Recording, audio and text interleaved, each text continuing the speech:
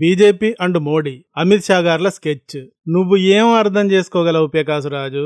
Over action చేయగలవు తప్ప. ధర్మేంద్ర ప్రధాని గారు బొద్దింకలకు భయపడి రాజీనామా చేశారు అని చంకలు గుద్దుకుని సంబరపడిపోతున్నావు గాని చంకలు నొప్పి పుడతాయి తప్ప నువ్వు పీకగలిగేది ఏమీ ఉండదు. పెకాసురాజు అంటే పెకాసురాజే అనుకోకండి. అతిగా ఈ ఇష్యూని గురించి చంకలు గుద్దుకునేవారంతా పెకాసురాజులే. మన తెలంగాణ జూనియర్ జాతిపిత కేటీఆర్ గారు కూడా బొద్దింకలతో కలిసిపోయి పెద్ద బొద్దింక అయ్యారు మొన్న. కానీ ఈ బొద్దింక గతంలో టీఎస్పీఎస్సీ పేపర్ లీక్ సందర్భంగా ఏమన్నాడు? పేపర్ లీకేజ్ ఇద్దరు దుర్మార్గులు, ఇద్దరు వ్యక్తులు వారి అపసవ్య పనుల వల్ల జరిగింది. వాళ్ళని ఆల్రెడీ లోపలేసినాం. వాళ్ళ వెనకాల ఎవరున్నారో తవ్వి తీస్తాం. కానీ నోటికొచ్చినట్టు మాట్లాడడం, బర్తరఫ్ చేయాలా? దేనికి బర్తరఫ్? నాకేం సంబంధం? ఇప్పుడు బాగా వైరల్ అవుతోంది ఆ వీడియో క్లిప్, మీరు చూసే ఉంటారు. ఏమన్నాడు ఆయన పేపర్ లీక్ గురించి? ఆయన నాయన సీఎం కాబట్టే కదా ఈయనకు మంత్రి పదవి వచ్చింది. కానీ ఆయన ఏమన్నాడు ఆ సందర్భంగా? నాకేం సంబంధం పేపర్ లీక్ తో అన్నాడు. ఇక పంజాబ్ లో అయితే మొన్ననే జూలై 19, 2026 జరిగిన ఫార్మసీ ఆఫీసర్స్ రిక్రూట్మెంట్ పరీక్షల్లో లీకులు జరిగాయి. పంజాబ్ లో ఎవరి పార్టీ ఉందండి? ఆమ్ ఆద్మీ పార్టీ ఉంది. సౌండ్ లేదేమిటి మరి దీని గురించి? అకౌంటబిలిటీ అని తెగ గింజుకుంటున్న సారా స్కామర్ కేజ్రీవాల్ వెంటనే తన పదవికి రాజీనామా చేయలేదెందుకు? పంజాబ్ విద్యాశాఖ మంత్రి హర్జిత్ సింగ్ బైన్స్ రాజీనామా చేయలేదెందుకు? ఆ టాపికే లేదెందుకు? అన్ని రాష్ట్రాల్లోని అన్ని ప్రభుత్వాల్లో పేపర్ లీకులు జరిగాయి, జరుగుతున్నాయి. ఎక్కడా అకౌంటబిలిటీయే లేదు. కేవలం మోడీ గారు మాత్రమే అకౌంటబిలిటీ చూపించారు. అర్ధరాత్రి సెల్ఫీ తీసి పేపర్ లీక్ చిన్న విషయం కాదు, నేను తీవ్రమైన చర్యలు తీసుకుంటున్నాను, వదిలిపెట్టే సమస్య లేదు అని చెప్పారు. ఓయ్ పెకాసురాజు, ఇలా ఎవరైనా చెప్పారా? ఇప్పుడు ధర్మేంద్ర ప్రధాన రాజీనామాని చూసి మేం గెలిచాం, ప్రభుత్వం మెడలు వంచాం, మోడీ మెడలు వంచాం అంటూ సంబరపడిపోతున్నారు గాని మోడీ గారు ఎందుకు ఈ నిర్ణయం తీసుకున్నారో తెలుసా? గెలుపు మంత్రం ఏమిటో ఆయనకు, ఆయన పార్టీకి 100కి 100% తెలుసు. అందుకే కదా పెకాసు బీజేపీ ఎదురులేని రీతిలో గెలుస్తోంది. నీ లెఫ్ట్ వింగ్ పార్టీలు చంకనాకిపోతున్నాయి. మోడీ గారు ప్రధాని గారి రాజీనామా తీసుకోవడం నేషనలిస్టులకు కూడా అస్సలు మింగుడు పడడం లేదు. ఇలా ఆయన రిజైన్ ని తీసుకోవాల్సింది కాదు. జంతర్ మంతర్ వద్ద గుమిగూడిన మొద్దింకలపైకి మిలిటరీని దింపి చావ చితగ్గొట్టి తరిమేస్తే బాగుండేది అనుకుంటున్నారు, ఆవేశపడుతున్నారు. మోడీ గారు మరీ సున్నితంగా వ్యవహరిస్తున్నారు. ఇలా వ్యవహరించాల్సింది కాదు, ఇక యోగి గారి బుల్డోజర్ రావాల్సిందే, దిగాల్సిందే అనుకుంటున్నారు. ఇలా రాజీనామా తీసుకుని వెనకడుగు వేయడం అస్సలు మింగుడు పడడం లేదు ఈ విధంగా వీళ్ళందరికీ. వరల్డ్ కప్ ఫైనల్లో భారత్ ఒక్క పరుగుతో ఓడిపోతే మనం ఏ విధంగా ఫీల్ అవుతామో ఈ రాజీనామాని చూసిన జాతీయవాదులు అంతా అలా ఫీల్ అవుతున్నారు. కానీ మోడీ గారి ప్రభుత్వం ఇలా వెనకడుగు వేయడాన్ని ఒక గ్రేట్ స్ట్రాటజీగా ప్లే చేస్తోంది. అది మనం తెలుసుకోవాలి. 2022లలో ఏం జరిగిందో ఒక్కసారి గుర్తు చేసుకోండి. బాబోయ్, ఎంత పెద్ద ఉద్యమం కదా పెకాసురాజు. వీరి ఉద్యమం ఓ ఏడాది పాటు జరిగింది. పెకాసురాజుకు కూడా తెలుసు. మోడీ గారి ప్రభుత్వం రైతుల కోసం ఫామ్ లాస్ అనే యాక్ట్ ని తెచ్చింది. ఇందులో 3 రకాల యాక్ట్స్ ఉంటాయి. వీటికి వ్యతిరేకంగా పంజాబ్, హర్యానా అండ్ దేశమంతటి నుండి కూడా రైతులు వారి వారి కుటుంబాలతో సహా వచ్చి ప్రొటెస్టులు చేశారు. ఏడాది పాటు జరిగింది ఆ ప్రొటెస్టు. అప్పుడు కూడా మోడీ గారు తాము చేసిన చట్టాలను వెనక్కి తీసుకున్నారు, ప్రజాభిప్రాయాన్ని, రైతుల అభిప్రాయాన్ని గౌరవించి. ఆ సందర్భంలో కూడా అంతా మోడీ వెనక్కి తగ్గాడు రోయ్ అని సంబరపడిపోయారు. కానీ అలా సంబరపడవలసిందేముంది పెకాసురాజు? ప్రధానమంత్రి అంటే భారత ప్రభుత్వం, భారత ప్రభుత్వం అంటే భారతదేశ ప్రజలకు సేవ చేయడం, వారి కోసం పని చేయడం.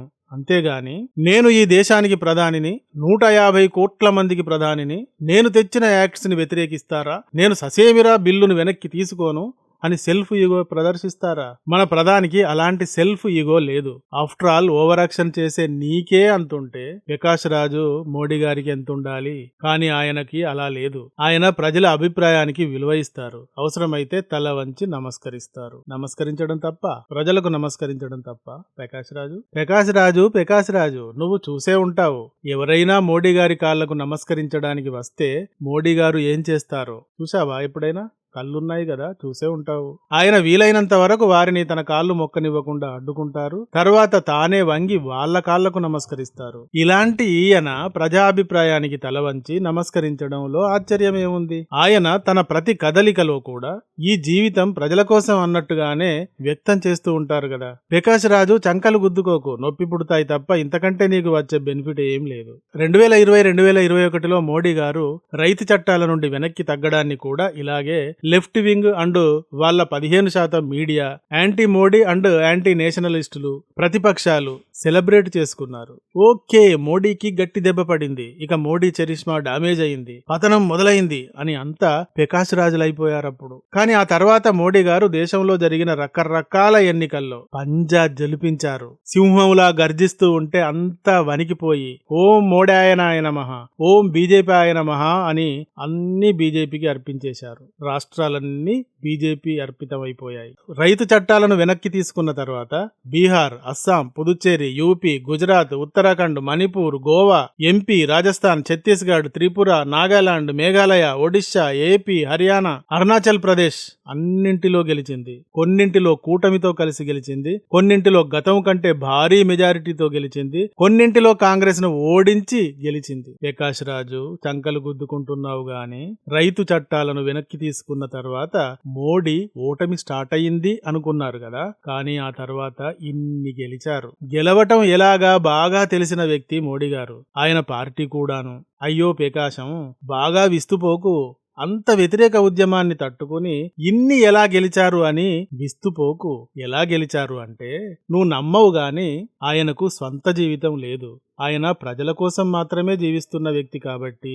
నీలాంటి వాళ్ళకు ఇదేంటో అర్థం కాదు కదా ప్రకాష్. నీవు ఈ దేశంలో తింటావు, ఈ దేశంలో ఉంటావు, ఈ దేశానికి వ్యతిరేకంగా పెంట పెడతావు, ఈ దేశపు సాంప్రదాయం పైన వాంతి చేసుకుంటావు. నీ ఓవర్ యాక్షన్ ని చూసి కూడా మేం చప్పట్లు కొట్టి సూపరో సూపర్ అని నిన్ను స్టార్ ని చేస్తే నువ్వు మమ్మల్ని, మా సాంప్రదాయాన్ని, మా దేవుళ్ళని తీసేస్తావు, తిడతావు. మోడీ గారు అలా చేయరు. భారతదేశం, దేశంలోని ప్రతి ఒక్కరూ తన వారిగా భావిస్తారు. అర్థం అయిందా లాజిక్? ఆయన నీలాంటి లెఫ్ట్ గాళ్ళని తప్ప అందర్నీ తన ఓన్ చేసుకున్నారు. కాబట్టి 2020లో వెనకడుగు వేసినా, వెనక్కి తీసుకున్నా, పోటీ చేసిన ప్రతి ఎన్నికల్లోనూ గెలుస్తూ వచ్చారు. అలాంటి ప్రధానమంత్రి స్టూడెంట్స్ ని మాత్రం వదిలేస్తారని ఎలా అనుకుంటున్నావు ప్రకాశ్ రాజు? ఆయన స్టూడెంట్స్ ని ఎందుకు వదులుకుంటారు ప్రకాశ్ రాజు? 4 సినిమాల్లో ఓవర్ యాక్షన్ చేసిన నీకే అంతుంటే, అంత తెలివి ఉంది అని భ్రమపడితే ఆయనకి ఎంత ఉండాలి ప్రకాశ్ రాజు? ఆయన స్టూడెంట్స్ ని ఎట్టి పరిస్థితుల్లో కూడా వదులుకోరు. ఆయనకు స్టూడెంట్స్ అంటే ఎవరో కాదు, తన పిల్లలే. అందుకే కదా వారిపైన తీవ్రమైన దాడులు జరగకుండా పోలీసులకు ఆర్డర్ని వేశారు. అర్థమైందా? పోలీసులు దెబ్బలు తిన్నారే తప్ప అదే స్థాయిలో తిరిగి స్టూడెంట్స్ ని కొట్టలేదు. మిలిటరీని దింపి అందరినీ లాగేసి కొట్టి తరిమేయడం పెద్ద విషయం కాదు, ఇదేం అంత పెద్ద ప్రొటెస్ట్ కూడా కాదు. కానీ అలా చేయలేదు కదా. అర్థం అవుతోందా ప్రకాశ్ రాజు? అర్థం చేసుకో. స్టూడెంట్స్ నాట్ బట్ వాళ్ళు భవిష్యత్ నిర్మాతలు. అక్కడ జంతర్ మంతర్ వద్ద కారు కూతలు కూసిన కొందరు, వెకిలి చేష్టలు చేసిన కొందరు, మిగతా వారు అంతా మోడీ గారికి వ్యతిరేకులు అనుకుంటే తప్పులో కాలేసినట్టే ప్రకాశ్ రాజు. రేపొద్దున ఎలక్షన్స్ వచ్చినప్పుడు వీరు ఎవరికి ఓటు వేస్తారు? బీజేపీకో, కాంగ్రెస్కో, ఆపుకో, మమతకో, ఇలాంటి పార్టీలే ఉంటాయి. వీళ్ళు వీరికే వేయాల్సి ఉంటుంది. మోడీ గారిని మనం అంతా తిట్టాం జంతర్ మంతర్ వద్ద, అయినా కూడా అదంతా ఏమీ పట్టించుకోకుండా ఆయన తన కేబినెట్ మినిస్టర్ తో రాజీనామా చేయించాడు. అతలాకుతలం చేయించాం, అయినా ఆయన మనతో చర్చలు జరిపారు, మన డిమాండ్లను అంగీకరించారు. ఓ కుటుంబంలోని తండ్రి ఎలాంటి పాత్రను పోషించాలో అలాంటి పాత్రను పోషించాడు కదరా, ఇగోకు పోకుండా. మనం బీజేపీకే వేద్దాం అనుకుంటారు గాని వందల స్కాముల చరిత్ర ఉన్న కాంగ్రెస్ కి, సంవత్సరంలో 10 ప్రాంతాల్లో బాంబులతో దద్దరిల్లిపోయేలా పాలించిన కాంగ్రెస్ కి, సారాకు వ్యతిరేకంగా ఉద్యమం తెచ్చి ఆ ఉద్యమంతో గెలిచి దాని తర్వాత సారానే ఇంటింటికి పంపిణీ చేసే చట్టం తెచ్చి ఆ చట్టంలో స్కామును చేసిన ఆపు క్రేజీకి వేయాలి అనుకుంటారా? ఏం ప్రకాశ్ రాజు, ప్రజలంటే, స్టూడెంట్స్ అంటే అంత కళ్ళు లేని కబోదులు అనుకుంటున్నావా? జ్ఞానం లేని వెర్రోళ్ళు అనుకుంటున్నావా? ఆ సమయంలో తమ కోసం వెనక్కి తగ్గి తమ డిమాండ్లను అంగీకరించిన తమ తండ్రి లాంటి మోడీ గారినే ఎంచుకుంటారు. గెలుపు స్ట్రాటజీ ఏమిటో ఇప్పుడు అర్థమైందా ప్రకాశ్?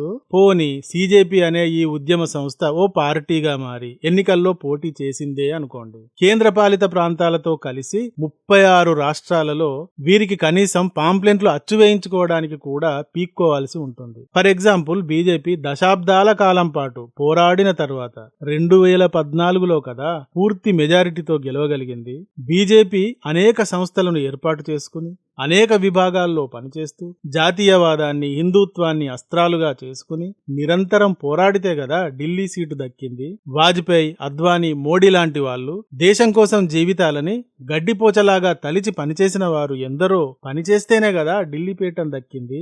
జంతర్ మంతర్ వద్ద 10 రోజులు దీక్ష చేయగానే ఢిల్లీ పీఠం దొరికేసుద్దా ప్రకాశం? ఎందుకు చంకలు గుద్దుకుంటావు? నీకింకా అసలు లాజిక్ అర్థం కాలేదనుకుంటా ప్రకాశం. కొంతకాలంగా జంజీ అని వినబడుతోంది.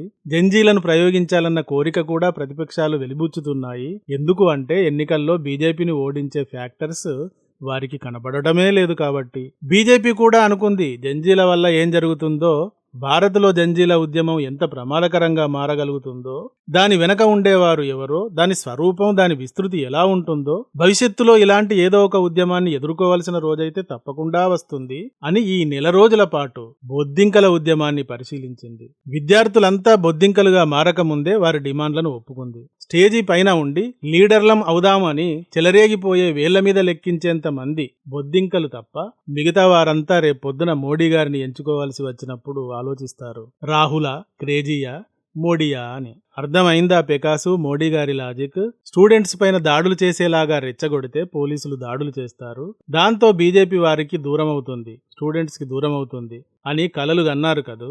ఆ మాత్రం రాజకీయం మోడీ గారికి తెలియదా? స్టూడెంట్స్ ని వారు వదులుకోరు. ఆయన ప్రభుత్వం నెక్స్ట్ వారి ఓట్లతోనే గెలిచే ప్లాన్ చేయడమే వారి స్పెషాలిటీ. అయినా ఓవర్ యాక్షన్ గాడివి నీకేం అర్థం అవుతుంది గాని మాకు మాత్రం చాలా బాగానే అర్థమైంది. అధికార మదం బాగానే దిగిందా మోడీ అనే థంబ్నెయిల్స్ తో యాంటీగాళ్లు పోస్టులు పెట్టారు. ఓరి ఎర్రిపువ్వా, అధికార మదం దిగడం కాదురా, అధికారంలోకి మళ్ళీ రావడానికి దీన్ని కూడా ఆయన మెట్టుగా మార్చుకున్నారు. ప్రకాష్ రాజు చెప్పు వాళ్లకు, అలా పెట్టే వాళ్లకు అర్థం కాకపోతే.